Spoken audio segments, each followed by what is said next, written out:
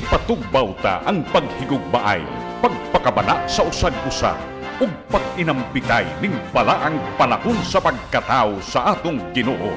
Joy to the world, the Lord is come. Malipayong Pasko ug malambuong bag-ong tuig kaninyong tanan. Gikan sa tanang kawani ug tagdumala sa DYKC Radio. And heaven and nature sing. RPN Radio Philippines Network, Radyo Ronda, DYKC Cebu, member kapisanan ng mga broadcaster ng Pilipinas. Atong tugmangtak na alas City untop na sa Kabuntagon. Radio Ronda Balita, mga nagunang kasayuran dinhi sa ato, sa tibuok nasod ug sa gawas. Radio Ronda Balita.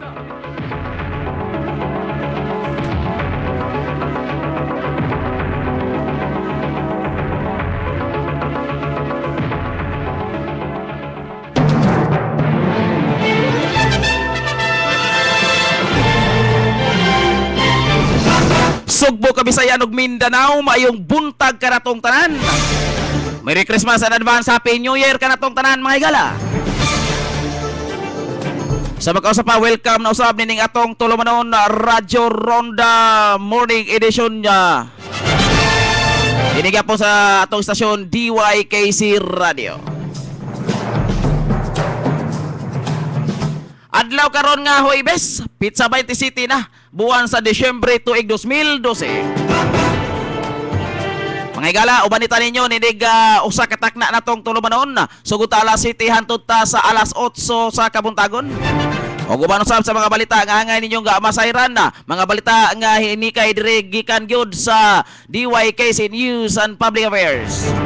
Manusab sa ato mga balitag impormasyon nga angay ninyong masayran nga hinipos usab sa ato mga kaubanang tig balita gikan dito sa gawas.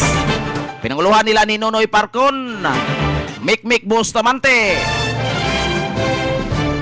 Verhelti og si Hushin Mag-aso. Uban usab sa mga impormasyon, mga balita usab nga ato kutloon gikan dito usab sa Pag-asa Mactan aron sa ato mahibaw-an ang pagbana-bana sa kahimtang sa panahon. Kung asa na kini karon si Bagyong Kinta mga igsoon. Kung nia pabagina dinhi sa Pilipinas, padayong naghagis og lagim sa pipila usab ka mga lugar dinhi sa nasod sa Pilipinas. Pero manghinaot lang ta mga higala nga wa na gyud dinhi sa Pilipinas ang maong bagyo aron tawhay ang atong pagsaulog unya o pagsugat sa bag-ong tuig mga higala. Sa pagkaunsa pa kini inyong higalas kanginan Jovelito Jaime. Atog co-pilot karong buntaga mao si Engineer Junil Mag-aso uban sa iyang sidekick nga si Furin Skiroy. Atog security guard on duty mga higala karong buntaga mao si SG Gagan o mga kaubanan.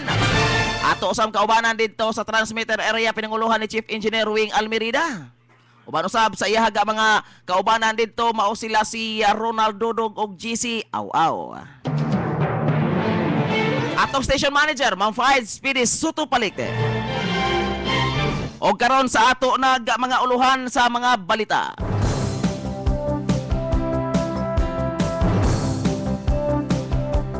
Dinhi sa ato syudad sa Mandawi alerto sa bisan unsang katalagman nga posibleng mahitabo sama sa bagyo. Acting Gobernador Agnes Magpali nakik-alayon ngadto sa mga sakop sa Local Disaster Council aron pagandam sa pag-igo sa bagyong Kinta. Korean National nakitang patay sulod sa iyahang giokupahan nga lawak, gituang giatake sa iyang sakit, hinungdan sa iyang kamatayon. Kadugang aluhan sa tong balita, POJ driver gidunggab sa taxi driver gumikan lang sa wa pagsinabtanay ini sa dagan sa trapiko. Inahan sa patayng lawa sa bata nga gilabay sa sapa sa Butuanon River, padayon pang gipangita sa kapulisan. Samtang uluhan sa tong balitang nasyonal, PNP nangandam na alang sa hapsay nga piniliay sa 2013 election. Buhatan sa Regional Disaster Risk Reduction and Management Council, able bisan pa man panahon sa Kapaskuhan og bagong tuig. Din mukabat ngadto na sa 36.9 bilyones ka pesos ang gibilin sa bagyong Pablo nga miigo sa nasod. Din moabot ngadto na sa 72 ka mga tao ang nabiktima sa bagyong Pablo kung matud pa nabiktima sa pabuto atol sa pagsugat sa Pasko. Samtang uluhan sa tong balita gikan dito sa gawa sa nasod. Duha ka mga bombero ang patay o laing duha ang naangol human giarakan samtang sila niresponde og sunog didto sa New York. Samtang uluhan sa tong balita sa paugnat sa kusog og pasingot. Pakman mo balik og away sunod tuig apan kinahanglan pa siya og taas nga pahuway matud pa siyang coach nga si Coach Freddy Roach. Kini kuban pang mga balita ang angay yung masayran human lamang sa pagbalik sa ato aga tulumanon o human lamang usab nining mga importante kayong pahinumdom. Standby. Mandaue Aikido Center nagtudlo sa usa ka Japanese style of self-defense bisan sa mga nagedad og 10 anyos hangtod pataas nga gustong makakat-on sa lahi nga estilo sa martial arts. Aikido gimugna sa usa ka banggiitang eksperto nga Hapon si Morihei Yoshiba. Mga adlaw sa pag-ensayo Lunes, Miyerkules, Biyernes ug Sabado sa alas 7:30 sa gabi hangtod sa alas 9:30 sa gabi ug sa adlawng Domingo alas 3 hangtod sa alas 5 sa hapon. Mandaue Aikido Center anaa sa P. Burgos Street alang-alang Mandaue City. Giduma ni Troy TJ Juanico ang instructor. Matawag sa telepono 328-4126. Mga kaigsuunan, kini si Ahong Chan. Manghinaot ug usa ka Pasko nga puno sa gugma ug paglaom. Kay dinha sa gugma, sayon ang paghatag ug pasaylo. Sayon usab ang paghiklin sa panagbingkil nga maoy babag sa kalinaw, kahiusahan ug kalambuan. Malipayong Pasko ug bulahang bag-ong tuig kanatong tanan.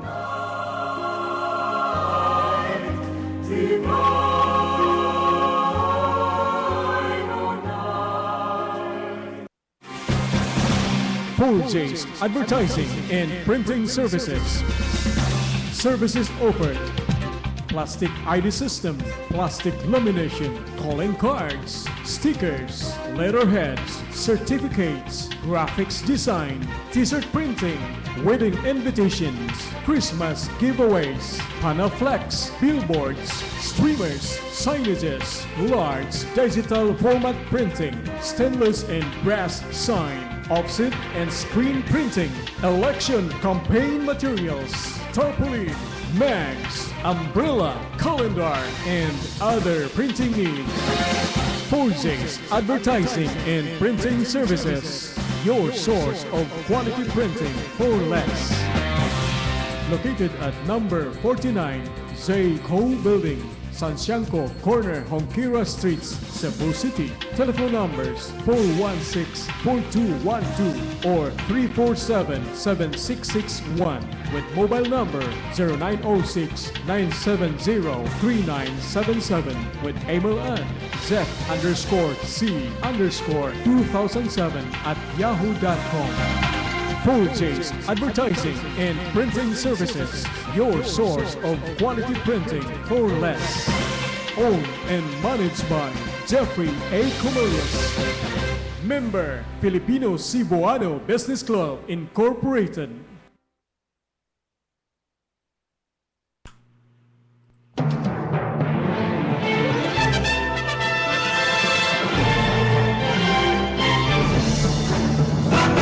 Og karon sa mga tudling na sa atong mga balita.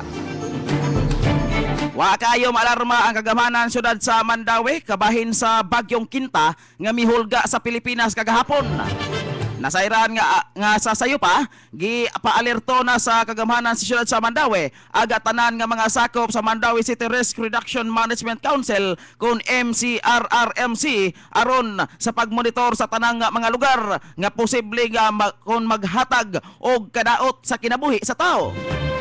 Matod pa ni Roger Palier ag PIO sa Dakbayan sa Mandawi nga niadtog Disyembre 4 niining tuiga gisugdan sa siyudad sa Mandawi ang pag-operate sa command center nga gituyo sa pagmugna sa siyudad isip pagpangandam sa bisan unsang katalagman nga moigo sa siyudad. Gibutyag ni Palier nga halos sa kompleto na ang mga ekipos ang command center sama sa radio sets, computer og ingon man mga dagkong monitoring system nga gituyo sa pagbutang sa siyudad sa Mandawi aron mahibaw-an ang kahimtang sa panahon og ingon man ang kahimtang sa tibuok Dakbayan sa Mandawi. Kagahapon sa dihang gipataas ngadto na sa signal number 2 ang lalawigan sa Sugbo daw sama sa mahakurat aga siyudad sa Mandawi gumikan kay andam naman sila sa tanang higayon.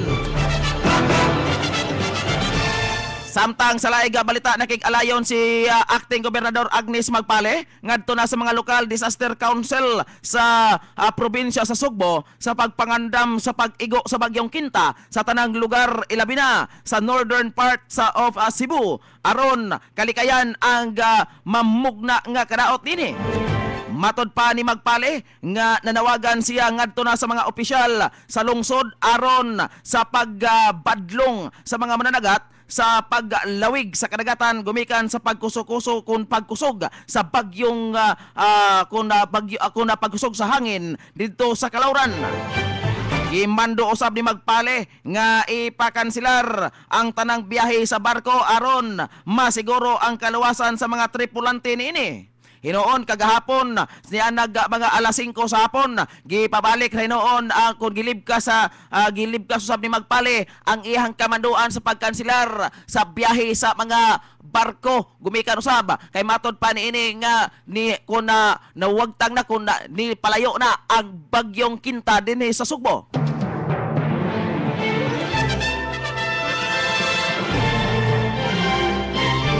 Hinoon matod pa nga karong adlaw kumatod pa ni Magpale nga og kung ang hangin mokusog og balik unya kung baluron usab ang kadagatan wala gyoy barko nga tugutan sa paglawig sa kadagatan.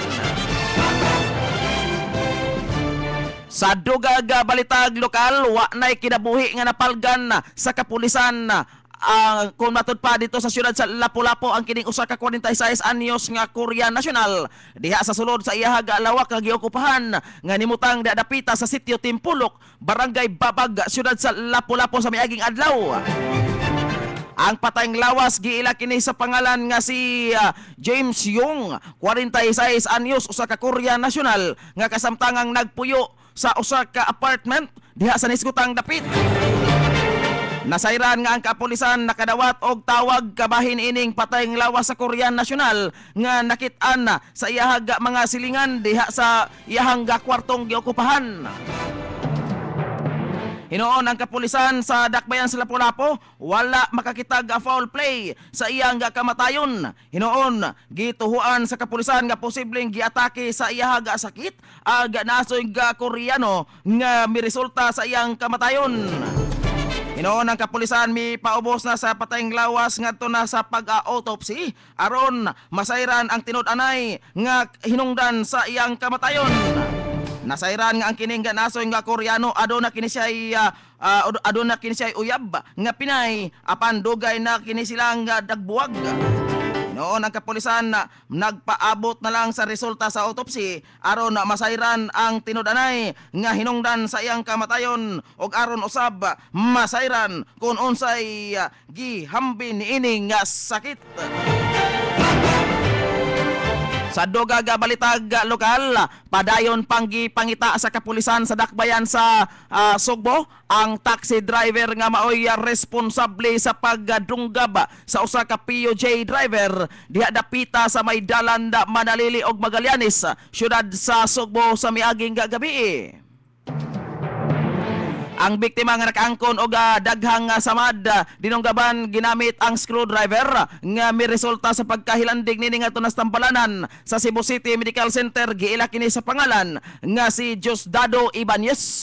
Hingkoda ang panuigon, driver kini siya sa PJ nga nagbiyahean sa mga ruta diha dapita sa may Inayawan o downtown area.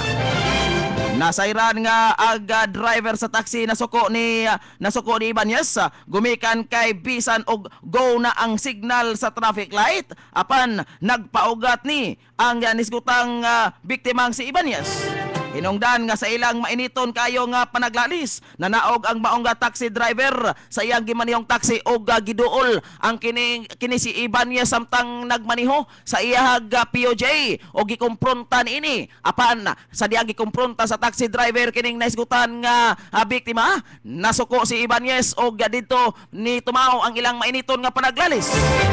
Apan sa diha sa ilahang mainiton nga panaglalis, wa makagwanta ang taxi driver kalit kini mi bunot og screwdriver og litso gihansak ngadtong Ibanez sa makalima kahigayon. Si Ibanez samdan kini siya diha dapita sa iya gatong bahin sa iyang kilid. Tiyan ingon man bukton og kamot. Gumikan usab sa pagsigig sinagang nini sa pagdunggab sa taxi driver. Si Ibanez dali kining gihatod sa pipila usab ka mga nakasaksi ngadto na sa tambalanan sa Cebu City Medical Center. Samtang ang maong taxi driver kinsa dali usab kayo kini nga nakasibat palayo sa maong lugar. Samtang ang mga saksi atol sa maong hitabo wa gyud makakuha sa plate number sa maong taxi. Ingon man ang body number niini aron sa ingon dali ra kinig matrace up sa kapulisan. Noon ang kapulisan di Asdak Bayan sa Sugbo padayon pa nga nag-imbestigar, nagpakisusi sa tanan nga mga taxi operators kung kinsa sa ilahaga mga tao ang nakadungkab sa nisgutan nga POJ driver.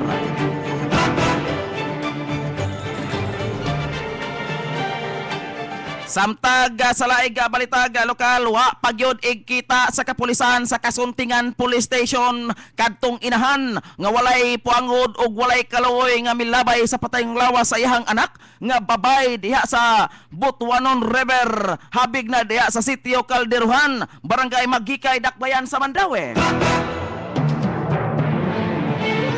Nasairan nga ni adtong nakalabayng simana, nakitaan sa mga residentes ang patayng lawas sa bata nga nag-utaw-utaw sa sapa og wala nay ulo, ingon man wala na ang walang bahin sa ihang pa. Nga gituang bag-o pang gihimugso. Si Kapitan Francis Tan sa Barangay Magikay miingon nga posibleng tulo na kaadlaw nga naglutaw-lutaw sa tubig ang patayng lawas sa bata. Gumikan sa nakita niini nga padulong nagyong madugta ang lawas sa maong bata o gituan usab nga posibleng gikaon sa iro o baka ilaga ang ulo sa bata. Hinungdan nga nahanaw kini sa iyahang lawas. Hinoon padayon pang gipasusi sa kapitan ang tulo ka mga barangay health center gikan diha sa Barangay Magikay, Barangay Kasuntingan ug Barangay Kabangkalan. Apan gibutyag ni Kapitan Oscar Del Castillo sa Barangay Kasuntingan nga wala pa siya nahibawan nga babay nga bag-ong nanganak og nakuhaan diha sa iyang barangay. Inoon matod pa nga dili mo hunong si Tan o si Del Castillo, ingon man ang kapulisan sa pagpangita sa inahan nga milabay sa patayng lawas sa ihang anak aron kini maimbestigar og masilutan. Samtang sa laig balitakon sa Balitaga Nasyonal, bisan pa kung matod pa nga bisan sa Kapaskuhan padayon nga nangandam ang kapulisan kon og ang Philippine National Police, ingon man ang plano og security measures aron sa pagsiguro sa patas nga eleksyon sa Mayo sunod tuig. Ang tikinatibuk ang detalye atog mabati karong taud-taud human lamang sa mga importante kayong pahinumdom. Standby. Sa tawra sa makita ng kausaban, tinuod dagantang mga dalan nga napasimento. Daghan tang mga classrooms nga nangatukod ug mga laboratory school supplies nga nangahatag. Daghan tang mga balaod nga natabangan pagpanday o pagpasar sa Kongreso. Apan ang labing lig-ong sukdanan na sa panahon sa ilang panginahanglan ug wala na sila'y laing kapaingnan, makita sa tao nga doon na sila'y dangpanan. Congressman PJ Garcia, nakita na ang kausaban. Full J's Advertising and Printing Services. Services offered: plastic ID system, plastic lamination, calling cards, stickers, letterheads, certificates, graphics design, t-shirt printing, wedding invitations, Christmas giveaways, Panaflex, billboards, streamers, signages, large digital format printing, stainless and brass sign, offset and screen printing, election campaign materials, tarpaulin, mags, umbrella, calendar, and other printing needs. 4J's Advertising and Printing Services, your source of quality printing for less. Located at number 49 Zay Cole Building, Sansianco Corner, Honquira Streets, Cebu City. Telephone numbers 416-4212 or 347-7661 with mobile number 0906-970-3977 with email at zef_c_2007@yahoo.com.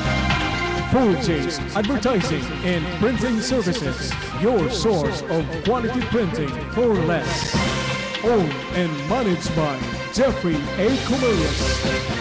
Member, Filipino Cebuano Business Club, Incorporated.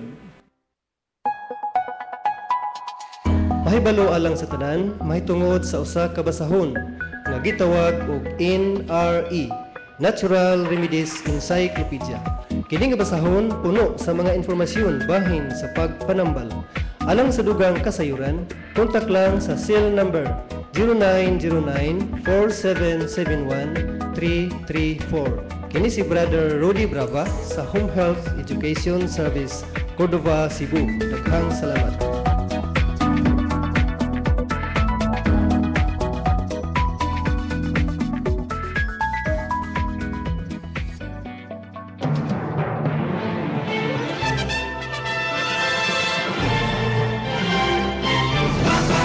Og karon sa kumpletong detalye na sa atong balitang nasyonal. Bisan sa Kapaskuhan, padayon nga nangandam ang kapulisan og ang Philippine National Police. Ingon man ang nagplano sa security measures aron sa pagsiguro og patas nga eleksyon sa Mayo sunod tuig. Si PNP Chief Director Alan Purisima nihimo unang lakang aron magmalinaon og hapsay ang eleksyon pinaagi sa pagpulong-pulong sa pito sa 15 ka mga police commanders sa mga probinsya nga gideklarar nga high risk. Matod pa ni Purisima nga kung matud pa nga makontento ra siya sa mga security preparations sa iyahaga mga police commanders sa matud pa nini nga nagkadaiyang rehiyon sa nasod ngadto na sa nagkadaiyang syudad og municipal level. Dugang niini nga ang gipahigayong pagpulong-pulong gitinguha aron maka-access sila ngadto na sa pag-implementar sa security campaign ngadto na sa mga probinsya. Samtang gasubling gimando ni Purisima ang iyang direktiba sa pagpadayon sa house visitations isip kabahin sa ihaga operations aron mabilanggo ang mga mawad-an og armas. Ingon man ang mga armas nga adunay expired nga lisensya.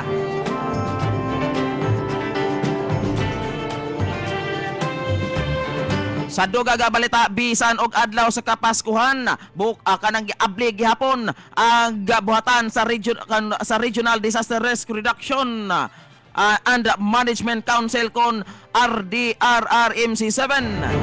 Kini aron sa pagdawat og mga tawag gikan sa nagkadaiyag mga lugar nga sakop sa maog ahensya nga maoy kung may kalabutan sa sitwasyon sa bag-o pa lang nga nakasulod nga bagyo dinhi sa nasod, partikularmente sa Kabisayan ug Mindanao.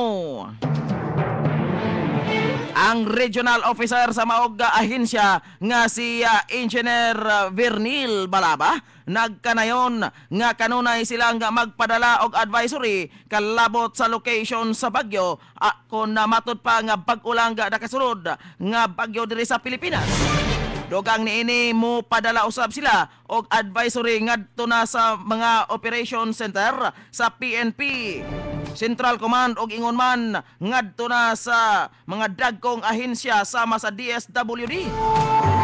Samtang giawhag usab ni Balaba ang tanan nga dili na maghuwat og matud pa nga ang gobyerno nay mo pa himo kun mohimo og force preventive evacuation. Kinahanglan nga mobakwit na gilayon ang mga residente sa mga front areas aron malikayan ang posibleng kuyaw nga panghitabo. Sa dugang balita mokabat nga tuna sa 36.9 bilyones ka pesos ang danyos nga gibilin sa bagyong Pablo matud pa sa National Disaster Risk Reduction Management Council kon NDRRMC. Matod pa sa NDRRMC nga moabot ngadto na sa 2 milyones ka pesos ang aumento sa maong danyos tungod sa mga bag-ong reports nga matod pa nga nangadaot sa mga nakadaot nga mga infrastruktura o mga pribadong kabtangan. Ang nasoy nga kantidad sa danyos nagalakip ngadto na sa kapin 7 milyones ka pesos sa infrastruktura o kapin sa 6 milyones ka pesos ang danyos alang sa agrikultura o kapin sa 2 milyones ka pesos ang danyos alang sa mga pribadong propiedad. Samtag mibutyag ang NDRRMC nga nagpabilin gihapon sa 8,000 sa City ang ginaghanon sa nakalas sa maong bagyo. Kumatod pa nga inubanan ngadto na sa 2,600 ang mga nangaangol og 834 ka kumatod pa nga ka mga tao ang nagpabilin pang missing.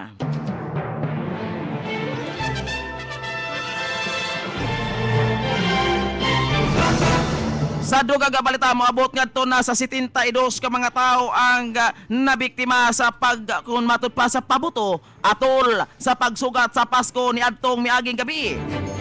Base sa talaan sa Department of Health, ilag natala aga maong mga biktima sukad pa ni adtong Disyembre 21 hangtod sa Disyembre 24. Matod pa ni National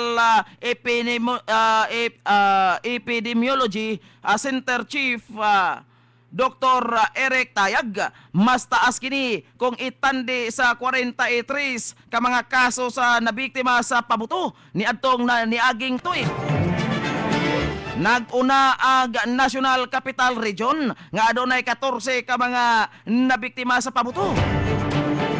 Matod pa ni Tayag nga wala magkulang ang DOH sa pagpahimangno sa katawhan sa dili paggamit og pabuto atol sa pagsugat sa Pasko.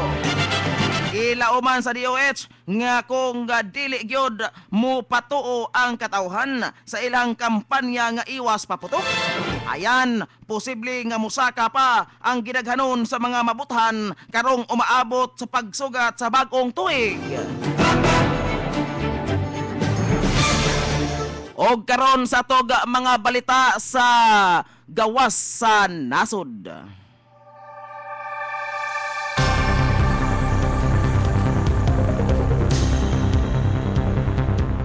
Didto sa New York, patay ang duha ka mga sakop sa kabumbiruhan samtang duha usab ang gasamdan human gipaarakan sa usa ka ex-convict ang maong mga bombero nga miresponde sa sunog. Matod pa sa report nga gisunog ni William Spensler Jr. 66 kung 62 anyos ang kaugalingon ining panimay didto sa Lake Road, New York. Matod pa niini nga apil usab sa nasunog ang 7 ka mga kasikbit niini nga mga edipisyo.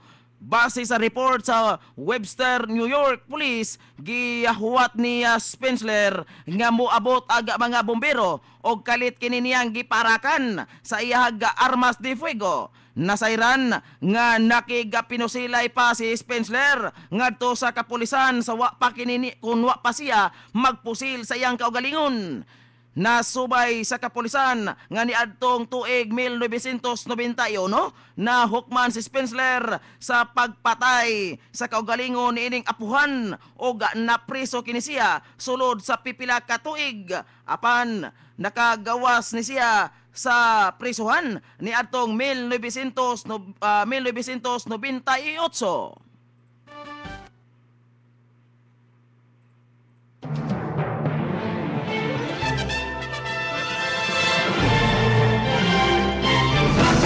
Og karon sa atog mga balita sa paugnat sa kusog og pasingot.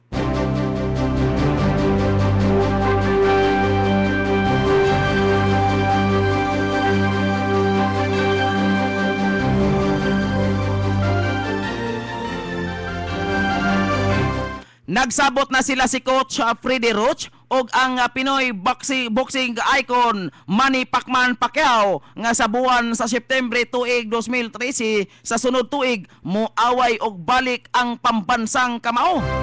Kini human nga gisupak ni Coach Freddie Roach ang tinguha sa Pinoy boxing ring icon nga moaway og balik sa buwan sa Abril sunod tuig. Matod pa ni Roach nga dili niya tugutan nga moaway ibabaw sa ring si Pacquiao. Gipasabot ni Roach nga daghan ang angayan nga ikonsiderar kabahin sa panglawas ni Pacquiao kinibisan pa man sa pagkumpirmar sa mga doktor ni Pacman nga wa kini naangkon nga kadaot sa panglawas labi na sa iyang utok human siya gipahagba sa iyang away ni Juan Manuel Marquez.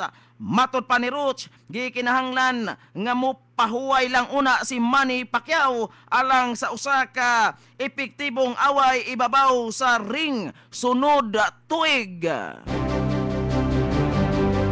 O karon dita maglangay ato na yung kutloon ang pagbanabana sa kahimtang sa panahon gikan dito sa Pag-asa Mactan.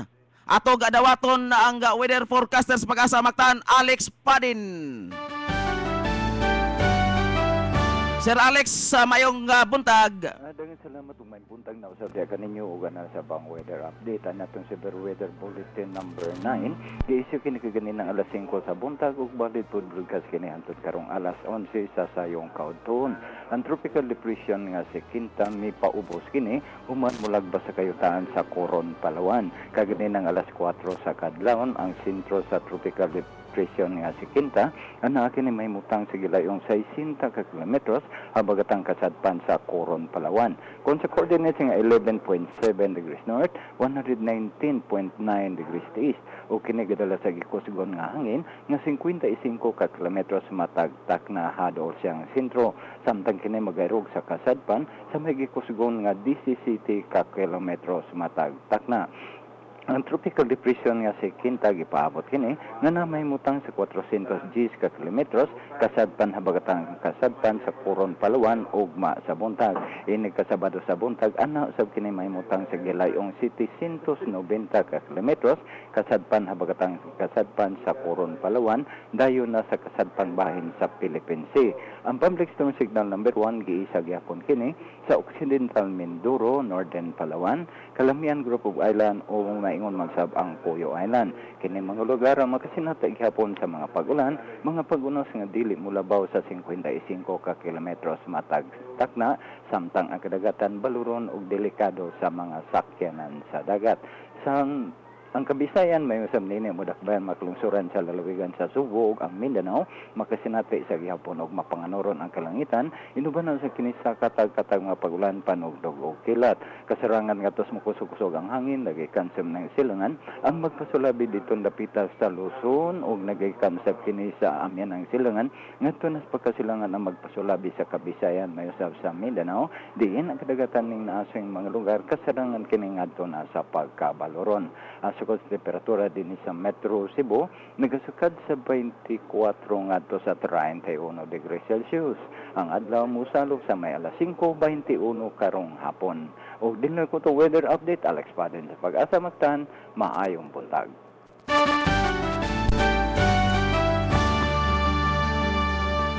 Ang pagbarabana sa kahimtang sa panahon mao'y nagtapo sa atong tulumanon dire sa RPN DYKC News Watch Morning Edition. Kini ang inyong tigbalita, Jubilito Jaime, mayong buntag. Encuentro